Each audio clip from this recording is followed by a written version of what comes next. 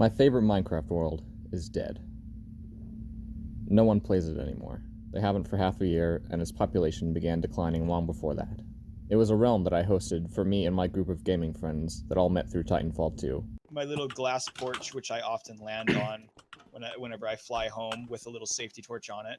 Do you unintentionally land on it like a bird, or do you unintentionally land on it like a skilled pilot? I intentionally land on it like a skilled pilot. Because it's Like you very just slam into it. Because we're all pilots. I'm in danger.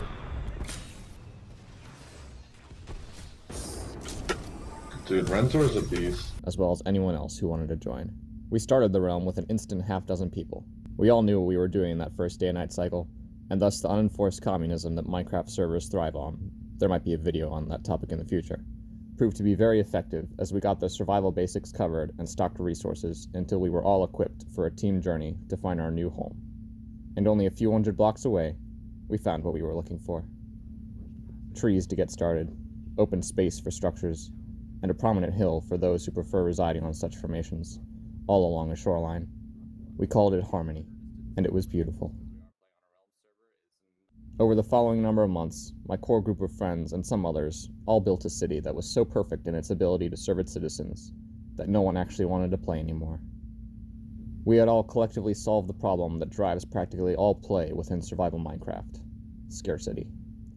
With fully equipped public hotel rooms, a community bank teeming with building blocks, food, and literally more enchanted books than we knew what to do with, new players didn't even face the challenge that they came to play the game for.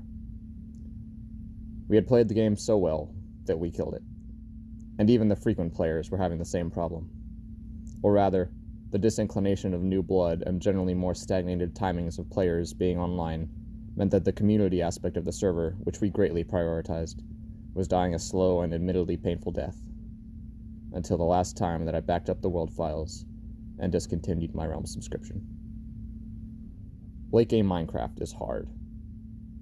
In fact, it's probably the hardest thing in gaming, because the challenge doesn't exactly come from the game. It comes from two things: your ability to imagine what you could accomplish next, and your ability to calculate how that could be accomplished in practical and engaging enough ways that it's actually achievable for you.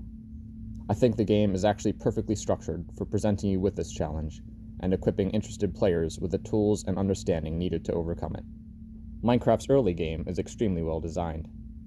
With practically no explicit direction of any kind, it very clearly shows you what there is to work with at the moment, and what challenges might be in your way that could be solved with what's already been presented to you. After 10 minutes of safety to familiarize yourself with the immediate environment and some of the methods by which you can interact with it, Minecraft presents one of its two true early game challenges: death by monsters. You need weapons. You need armor. You need shelter. You learn day after in-game day how to go about acquiring these things within your particular instance of Minecraft's world, and you grow in your ability and understanding about how to conquer the night and its many faces of death. And needing to heal after conquering those monsters motivates you to conquer the one that's truly inescapable: your own hunger. Crops, cattle, farms, fields. You build what you need, all the while making sure that the monsters can't stop you. And not only do you survive, but you begin to thrive.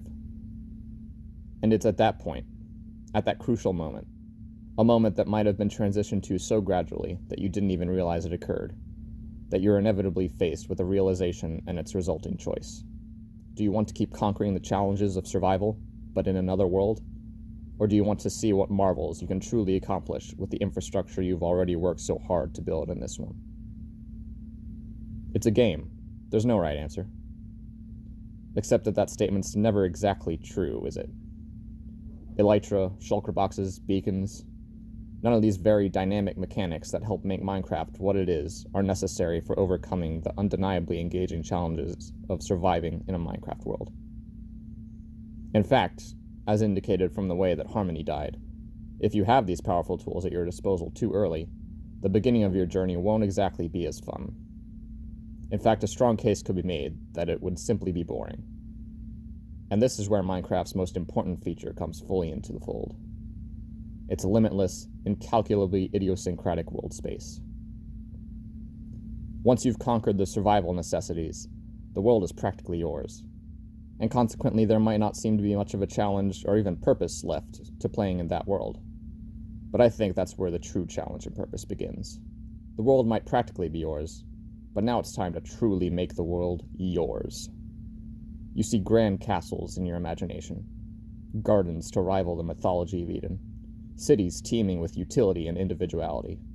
You see mega structures.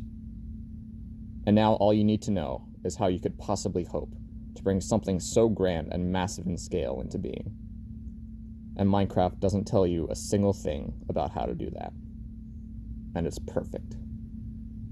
Minecraft's given you a world of infinity to work with, and what you imagine is so vivid, so unique, that when all is said and done, there could only ever be one person to direct your project at all in accordance with your vision. And of course, that's you. Minecraft's taught you from the bottom up how to make use of the world. You're a miner, a farmer, a fighter, a collector, an architect, and an explorer. Now you need to make yourself into an administrator, a manager. You need to engineer strategies and methods for acquiring the astronomical quantity of resources needed to fulfill your goal. You need the infrastructure in place to support massive, tedious terraforming endeavors. And you need to do research and development on the myriad machines that will end up doing as much of the down and dirty work as you can figure out how to offload to them. A grand dream requires a massive undertaking. And if there's one concept that Minecraft has taught me well, it's that tedium is the price for greatness. But the thing about Minecraft is that playing smart means working towards methods that can decrease that tedium. And there might not be anything asocial in gaming that's as long-term fulfilling as developing your own ways of acquiring what you need in order to make great things in survival Minecraft. The only challenge that can be even harder and even more fulfilling is getting friends to help out with your grand journey of creation, and helping them with their own as well.